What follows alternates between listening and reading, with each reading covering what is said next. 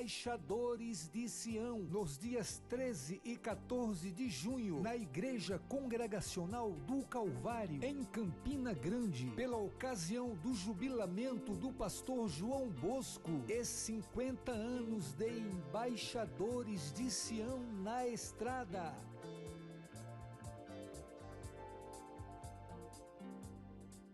Graças a Deus, nos reencontramos nessa manhã de quarta-feira, hoje dia 10 de junho.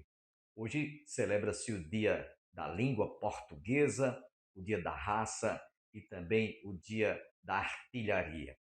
Mas eu queria me deter um pouco sobre o Dia Nacional da Língua Portuguesa. Nós sabemos que todos os idiomas são difíceis de se transmitir, de se aprender, de se falar fluentemente bem. E o português não é diferente. É realmente uma língua muito difícil. Possivelmente você ache fácil, mas as interpretações das palavras, elas divergem muito de acordo com a oração e da frase, da oração verbial. Por exemplo, a palavra manga pode você interpretar de acordo com a oração sobre o verbo mangar. Manga de camisa, de acordo com a frase, de acordo com a oração. Manga do lampião, também. E a língua ainda pode, a palavra manga pode ainda traduzir ou ser interpretada pelo verbo mangar. Você diz, fulano está mangando de mim. É o verbo mangar. De sorte que só uma palavra traz essa múltipla interpretação de acordo com a oração. Além de muitos erros que nós praticamos por não sabermos falar o português corretamente. Portanto, nesse Dia Nacional da Língua Portuguesa, eu faço aqui minha orientação para que você e eu também estudemos mais o português para falarmos mais fluentemente bem. Dentro de instantes estaremos ouvindo a conclusão ministrada pelo pastor Levi desde a última segunda-feira. Você ainda ouvirá o conjunto coral Sarah Calley da Igreja do Calvário, que também esteve abrilhantando a participação lá do 101º aniversário do coral Roberto Rey de Cali. Portanto, continue conosco, Deus tem uma bênção para a sua vida e para a sua família. Mas eu quero lembrar a todos que está se aproximando a data do nosso jubilamento, nos próximos dias 13 e 14, sábado e domingo. Lembrando que o culto no sábado terá início às 19 horas. Pregará na ocasião o pastor Calvino da Igreja Presbiteriana de Campina Grande, do bairro de São José. Você também ouvirá o conjunto Embaixadores de Sião, que foi especialmente convidado para estar conosco. Eles também estão celebrando Jubileu de Ouro, né? Nós tivemos a oportunidade de trazê-lo pela primeira vez a Campina Grande, na década de 75. Sorte que é uma festa que, simultaneamente, nós vamos celebrar jubilamento e jubileu de ouro do conjunto Embaixadores de Sião. Para aqueles que residem em Campina Grande, quero tranquilizá-los que nós, através do STTP, da STTP, nós estamos realizando e oferecendo um estacionamento provisório. Aquela parte de frente da igreja estará isolada, só terá acesso aqueles que vierem participar do culto lá em nosso templo. No sábado, o culto terá início às 19 horas e você não pode, portanto, perder. Esteja presente. No domingo pela manhã, teremos EBD, de louvor, de adoração, de ações de graças. Pregará na ocasião o presbítero Carlos Bonina, da cidade de Tavares, de uma das nossas congregações. E no encerramento à noite, pregará o pastor Walter Vandilson, pastor da Igreja Congregacional em Dinamérica e vice-presidente da Aliança. Portanto, você não pode perder. Esteja conosco, porque será uma festa belíssima. Eu acredito que todos quantos estiverem conosco serão rica e abundantemente abençoados. Não percam, portanto. Quero deixá-los com o conjunto coral Sarah Calley, da Igreja do Calvário.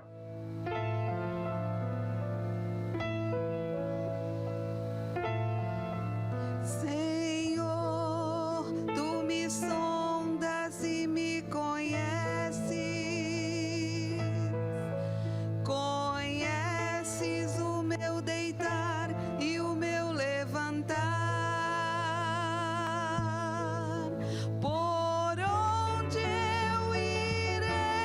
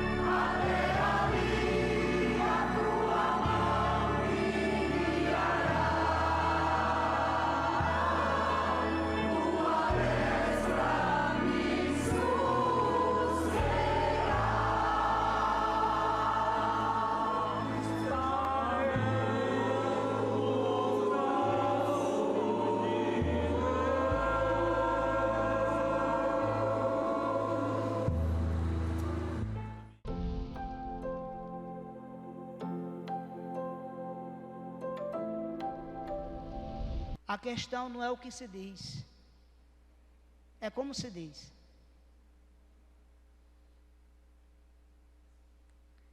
Uma esposa pode chamar o seu marido e dizer assim: ei, vem almoçar. Pode? Mas ela pode dizer assim: vem almoçar, filho. A palavra branda, ela desvia o furor, mas a dura, se você é bruto com a sua esposa, espera o coice também, meu irmão, e vice-versa. Como é que você gostaria de ser tratado pela sua esposa? Como é que você gostaria de ser tratado pelo seu esposo? Como é que você gostaria de ser tratado pelos seus filhos, pelos seus pais? Como é que você gostaria de ser tratado na sociedade, no lugar onde você trabalha? Porque nós somos muito tentados a querermos ser muito bem tratados e às vezes não tratarmos tão bem. Aí o que é que acontece? Começa o afastamento. Muitos casais, irmãos, se divorciam no primeiro ano, segundo, terceiro, quarto e quinto ano do casamento, por conta da ausência de comunicação. Outro dia um casal conversava comigo e tinham discutido e perguntou assim: pastor, na sua opinião, seja breve, seja corto e rápido como Tramontina, quais são 3 passos para resolver rápido uma briga? Eu briguei com a minha esposa, quero resolver rápido. Eu não quero esse negócio de DR não, né? Quero discutir a relação. Não, eu quero corte Tramontina. Resolver 3 coisas básicas, pastor, para resolver uma briga.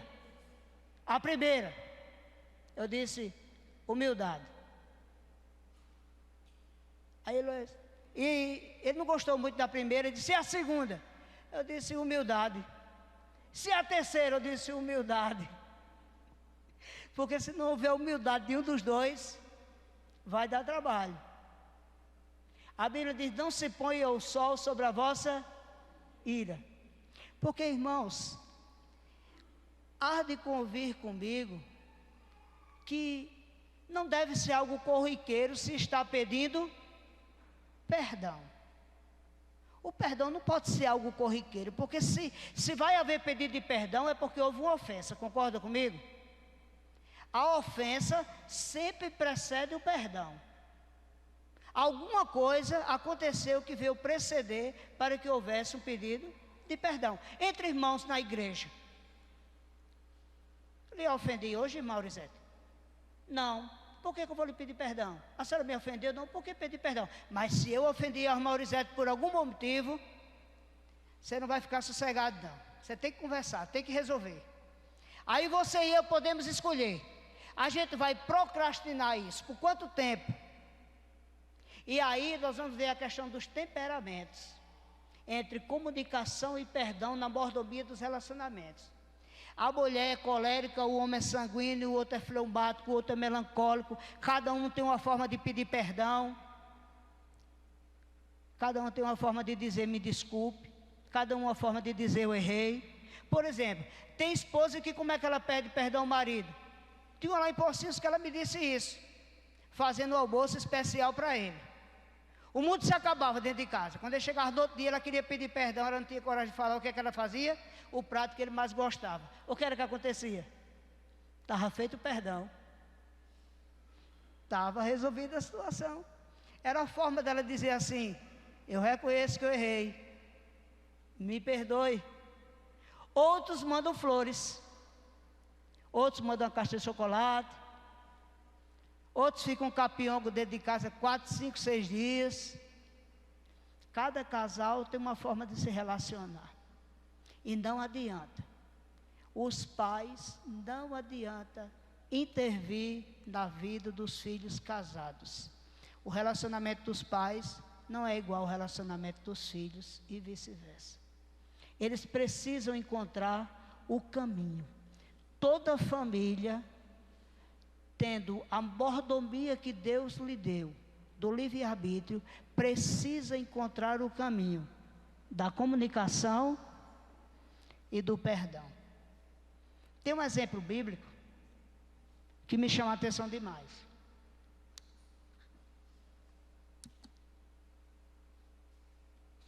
Um adolescente de 17 anos está na casa de seus pais. Seus irmãos começam a não gostar muito dele.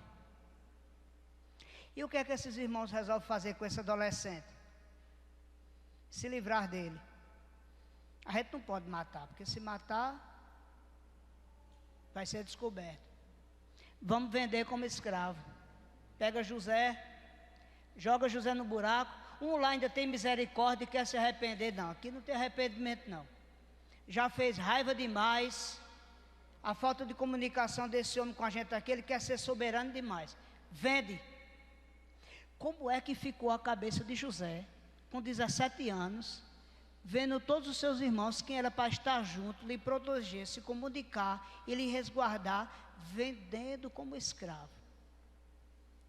José sai nessa situação da casa do seu pai achando que ele tinha morrido. Como é que ficou esse homem? Como é que Jacó ficou? Perdeu um filho com 17 anos.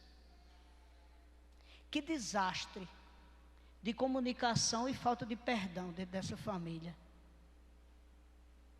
A falta de comunicação foi tão forte que rompeu os elos dos céus. E Deus, vendo aquilo, como é que Deus ia tratar? Porque a verdade, queridos, é que para vivermos a bênção, precisamos suportarmos o processo. E a vida em casal é assim. Para vivermos a bênção de um relacionamento, temos que viver todo o processo, do dia a dia. José é vendido, vai ser escravo.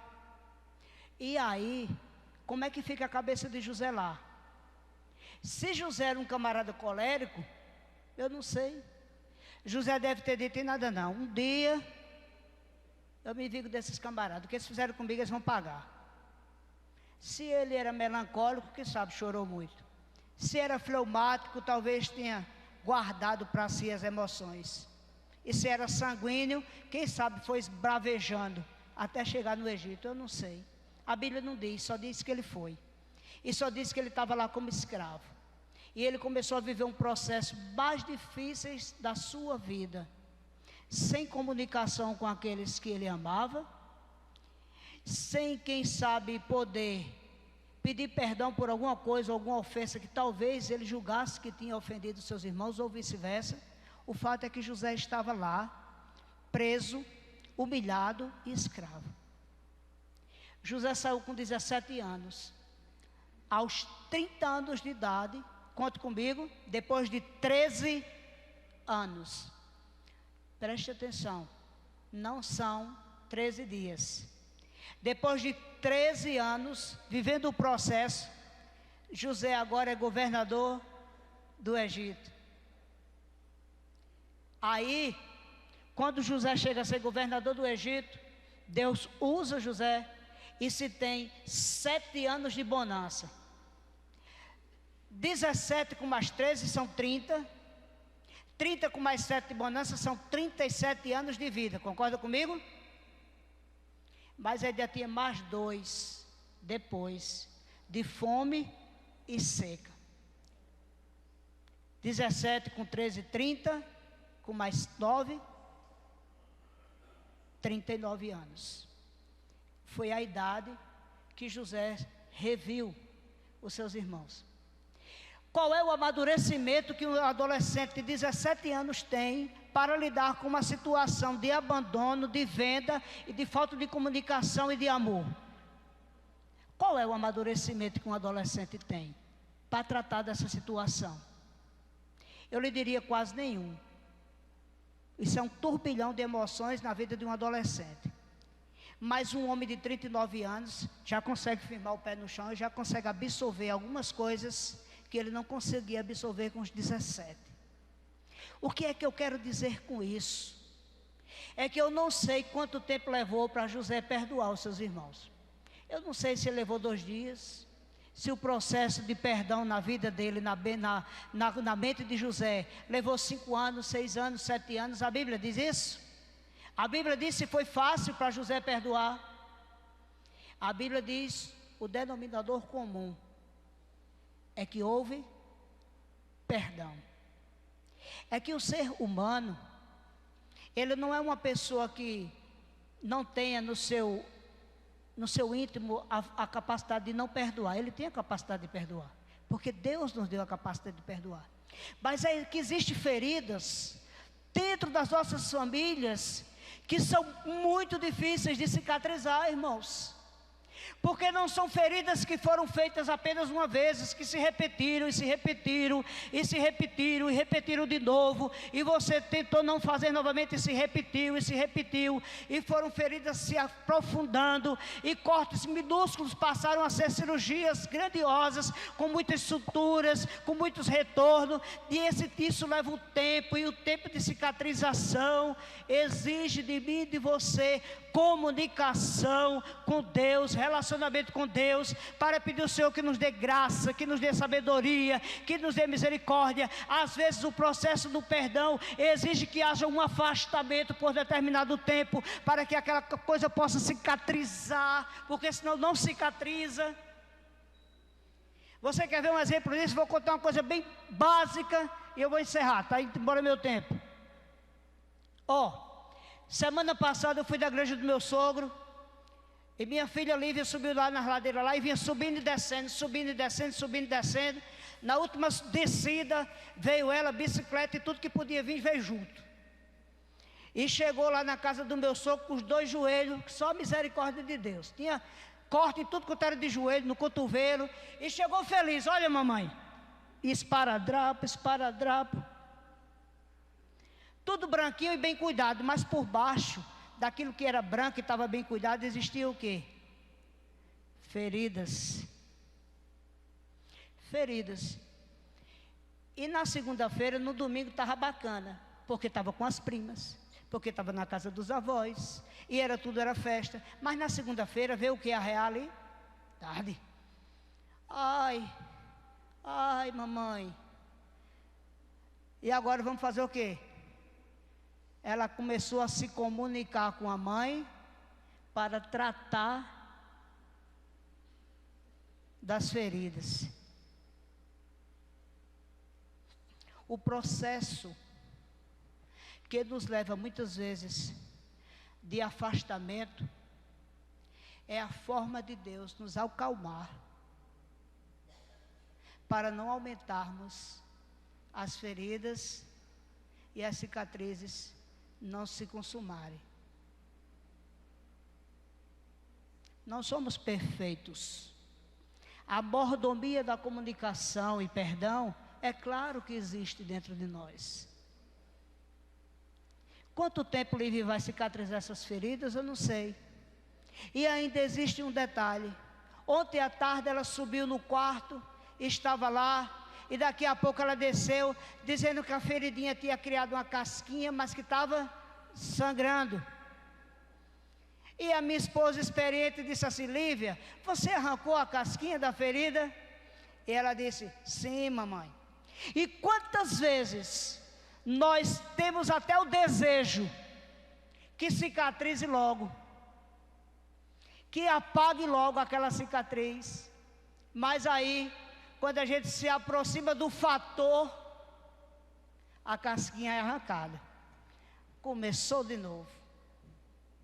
E Deus, sabendo disso, disse: olha, se eu trouxer José foi vendido essa semana, se ano que vem eu trouxer José para dentro da casa, eles não vão vender José mais não, eles vão matar José. Eu preciso curar essa família, eu preciso curar José, para que eles possam viver juntos. Os irmãos compreendem isso?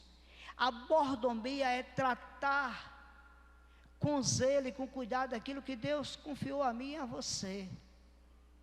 Então, se ocorreu algo entre você, seu pai, sua mãe, seu irmão, sua irmã, se você se magoou, se você se machucou, se eu me machuquei, primeiro, Deixe o tempo, através de Deus, cicatrizar, para que nós possamos, enfim, sabermos e termos a consciência de que o perdão não é uma lâmpada que se acende e que se apaga. Se na sua vida for assim, bendito seja o nome do Senhor. Mas se for diferente, viva o processo para poder receber a bênção da cura na sua vida e na vida do seu familiar, meu irmão. Não se negue do processo e Deus vai lhe dar a vitória. E aí, irmãos, 22 anos depois, José se dá de cara com os irmãos e com o pai. Essa agora era a hora de quê? Da vingança. Se for para mim, eu não estou não, viu, irmão? Estou pregando, diga que depois. Eu não estou podendo atender. Brincadeira. Sabe o que é que José fez? José estava sarado, irmãos. É claro que existe coisas que ficam e a gente sabe, porque Deus, o perdão não traz amnésia. Concorda comigo? Não. Tem coisas do corpo da gente, de criança, que a gente lembra. Não lembra cicatrizes? Sim ou não? Aos 4 anos atrás, eu fui da igreja do meu sogro buscar uma palmeira enorme para botar lá atrás, na parte do quintal lá. Meu sogro não tinha caminhonete ainda, meu sogro encostou a caminhonete e eu fui pegar uma chibanca para botar essa palmeira em cima da caminhoneta. E quando eu levantei, a chibanca soltou e começou a rasgar daqui de cima até aqui embaixo, na minha perna. Ficou aquela coisa, sabe quando não sai sangue, que fica só aquele negócio branco? Ficou daquele jeito. Desceu com couro, carne e tudo aqui. Uns 4 anos. Hoje eu não sinto mais dor, não. Mas, se você me ver de bermuda em algum local por aí, você observar aqui na minha perna aqui, que tem a cicatriz aqui. Mas eu não sinto mais a dor dela. As cicatrizes podem ficar. Mas quando há o perdão, a gente não sofre mais. Porque liberar perdão é sair da prisão junto. Porque nós ficamos aprisionados, muitas vezes, em sentimentos que a gente não gostaria de tê-los. Mas nós somos mordomos. E a mordomia da comunicação gera no meu coração a certeza de que eu preciso perdoar. 11:3. Me permita só contar uma coisa muito breve. Só esse testemunho aqui, rapidinho, vou encerrar. Um casal e o marido maltratava demais essa esposa. Muito, mas muito mesmo. Todos os dias ele a xingava. E tinha o que dizer. E reclamava. E a comunicação dele com ela era briga. E por mais que ela fizesse para lhe agradar, não existia nada que a ajudasse. E quando foi um dia, ele chegou e ela estava na cozinha. E ele começou a falar e olhou para ela assim. Aí ela disse: eu queria que você me desse um presente. Ele disse: peça rápido. Ela disse: eu quero uma tábua de carne e 1 quilo de pregos.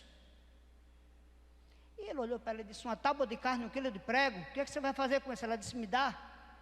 E ele de tarde trouxe. Ela disse: pronto, o martelo eu já tenho.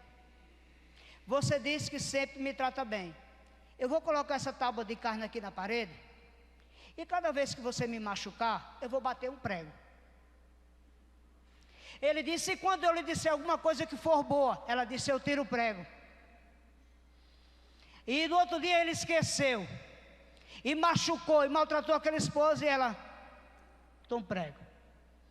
E no outro dia de novo ela botou outro prego. E depois de uma semana botou outro prego. E depois de outra semana mais prego. E chegou um dia que não tinha mais onde colocar pregos na tábua. Ele tinha esquecido. E outro dia ele vinha beber água. E ela colocou a tábua de prego de fita ao filtro onde ele bebia água. E quando ele chegou, que ele viu aqueles pregos daquela tábua, ele se incomodou. E ele disse consigo mesmo: a partir de hoje eu vou fazer tudo o contrário. E vou provar para ela que eu sou um bom marido. E começou a tratar ela bem. Chegou e trouxe flores. Ela disse: obrigado. Ele disse: tira um prego. Ela foi lá e tirou um prego. E de tarde ele mandou bombons. Ela disse: que bombom gostoso. Ele disse: tire um prego. E ela tirou. E no final de 2 meses, um dia ele chegou em casa e olhou, e na tábua não tinha mais nenhum prego. Aí ele voltou a ser o que era. chegou lá e disse: eu não disse para você? Olha aí, não tem mais pregos. Ela disse: mas ficaram as cicatrizes, as marcas.